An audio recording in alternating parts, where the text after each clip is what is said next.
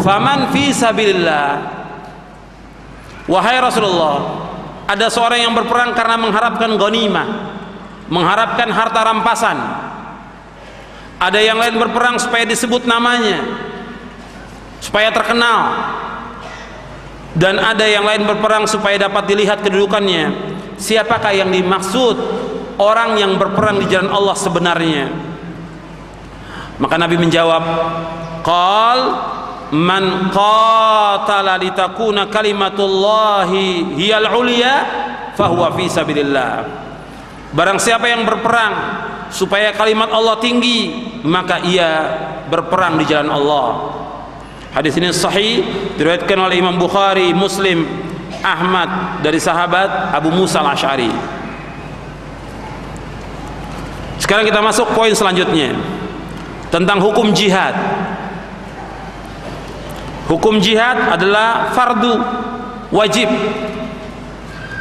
berdasarkan firman Allah, kutiba alaikumul qitalu wa huwa kurhul lakum wa asa an takrahu syai'an wa huwa khairul lakum wa asa an tuhibbu syai'an wa huwa syarrul lakum wallahu ya'lamu wa antum la ta'lamun. Diwajibkan atas kamu berperang, padahal berperang itu adalah sesuatu yang kamu benci. Boleh jadi kamu membenci sesuatu padahal ia amat baik bagi kamu, dan boleh jadi pula kamu menyukai sesuatu padahal ia amat buruk bagi kamu. Allah mengetahui sedang kamu tidak mengetahui. Ini ayat tercantum dalam surah Al-Baqarah ayat 216. Ayat ini merupakan penetapan kewajiban jihad dari Allah Azza wa Jalla bagi kaum muslimin agar mereka menghentikan kejahatan musuh dari wilayah Islam. Muhammad bin Syihab Az-Zuhri yang wafat tahun 124 Hijriah rahimahullah, beliau berkata, jihad itu wajib bagi setiap individu, baik yang dalam keadaan berperang maupun yang sedang duduk tidak ikut berperang. Orang yang sedang duduk apabila diminta bantuan maka ia harus memberikan bantuan. Jika diminta untuk maju ke medan perang maka ia harus maju perang, dan jika tidak dibutuhkan maka hendaklah ia tetap di tempat, tidak ikut. Ini disebutkan dalam tafsir Ibnu Katsir di juz yang pertama.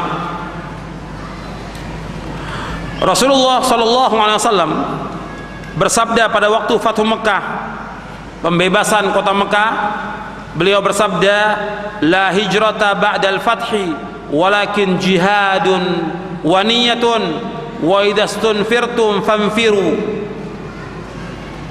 Tidak ada hijrah setelah Fathu Mekah,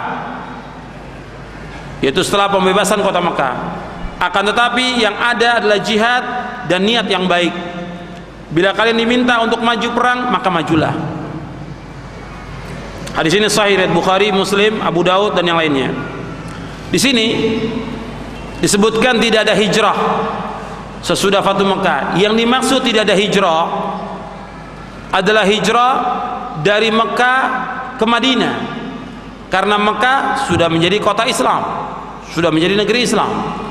Adapun hijrah dari negeri kafir ke negeri Islam tetap berlaku sampai hari kiamat. Hijrah dari negeri kafir ke negeri Islam tetap berlaku sampai hari kiamat. Kata Nabi dalam hadis yang lain, la tanqati'ul hijratu ma qutilal adu. Hijrah tidak akan terputus selama musuh tetap diperangi. Artinya tetap hijrah itu berlaku dari negeri-negeri kafir ke negeri Islam. Kemudian tentang masalah jihad ini, hukumnya tadi saya sebutkan wajib atau fardu. Yang dimaksud dengan fardu, fardu apa? Apakah fardu ain atau fardu kifayah? Di sini saya jelaskan bahwa hukum jihad adalah fardu kifayah berdasarkan dalil-dalil dari Al-Quran dan As-Sunnah yang sahih, serta penjelasan ulama Ahlussunnah, antara lain dalam surah An-Nisa ayat 95-96, setelah Allah menyebutkan tentang orang-orang yang berjihad dan juga orang-orang yang tidak berjihad, kemudian Allah menyebutkan wa kullan wa'adallahul husna, dan keduanya Allah akan memberikan kebaikan kepada mereka. Kemudian juga dalam surah At-Taubah ayat 122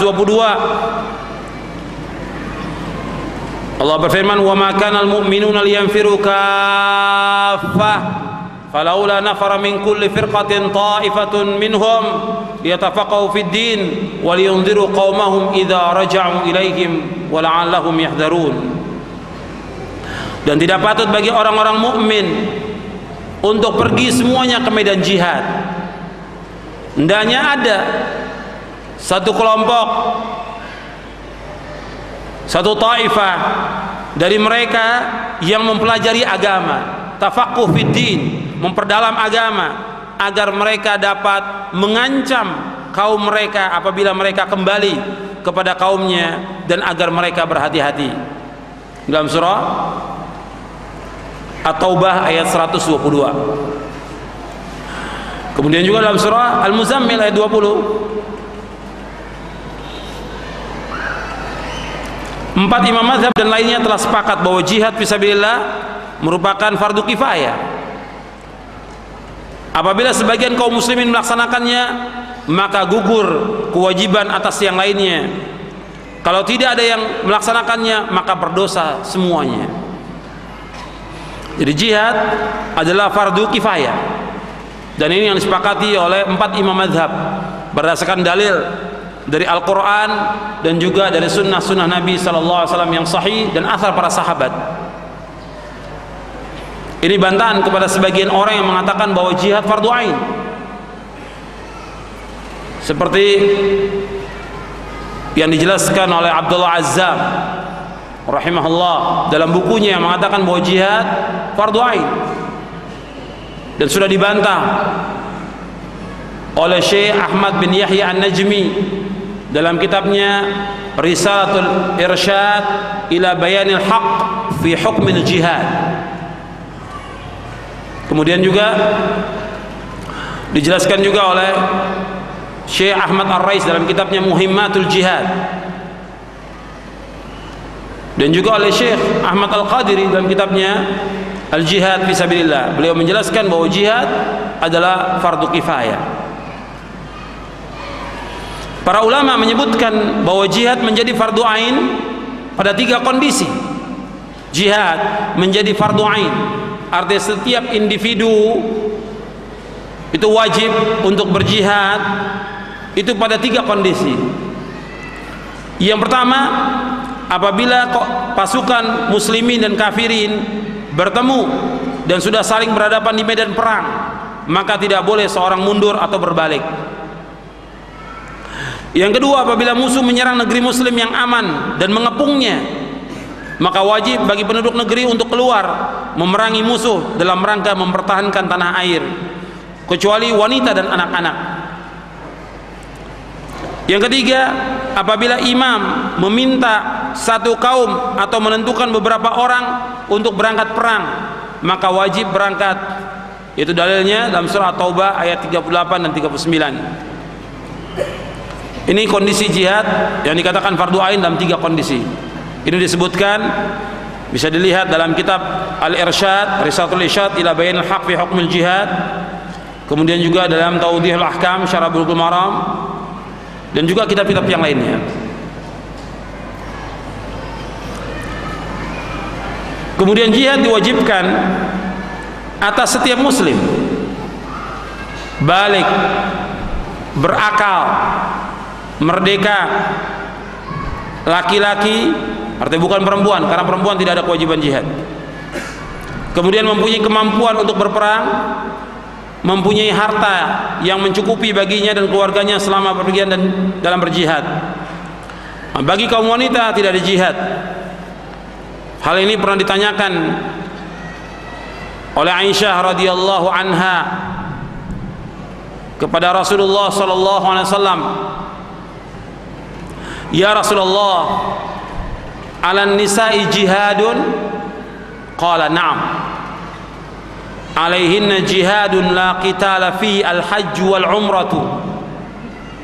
Wahai Rasulullah, apakah kaum wanita wajib berjihad?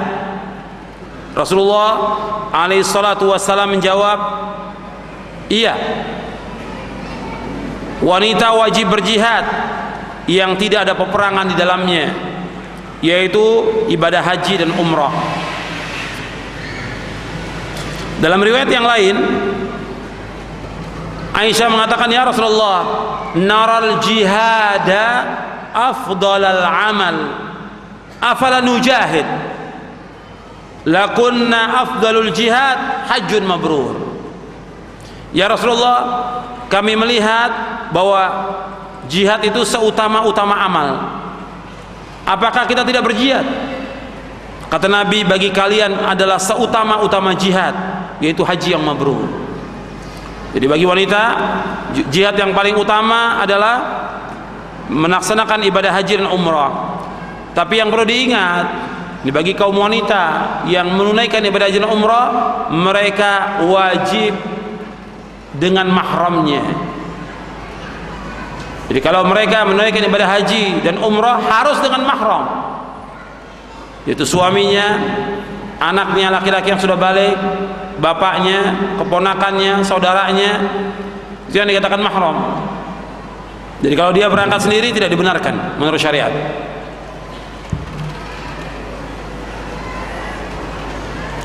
Kemudian tentang keutamaan jihad, ini banyak sekali, puluhan. Ini yang saya sebutkan sebagian saja tentang keutamaan jihad. Bahwa geraknya mujahid di medan perang diberikan pahala oleh Allah. Jihad perdagangan yang untung dan tidak akan merugi. Ini saya sebutkan di footnote-nya tentang dalilnya dari Al-Quran. Kemudian jihad lebih utama daripada meramaikan Masjidil Haram dan memberikan minum kepada jamaah haji. Jihad merupakan satu dari dua kebaikan, menang atau mati syahid. Jihad adalah jalan menuju surga dan yang lainnya. Dan surga memiliki 100 tingkatan yang disediakan untuk orang yang berjihad di jalan Allah. Kemudian orang yang mati syahid, yang berperang di jalan Allah, mempunyai 6 keutamaan. Di antaranya diampunkan dosanya sejak tetesan darah yang pertama, dapat melihat tempatnya di surga, yang ketiga akan dilindungi dari azab kubur, yang keempat diberikan rasa aman dari ketakutan dan dahsyatnya pada hari kiamat, yang kelima diberikan pakaian iman, dinikahkan dengan bidadari, dan yang keenam dapat memberikan syafaat kepada 70 orang keluarganya. Ini riwayat Tirmidzi dan Ibnu Majah.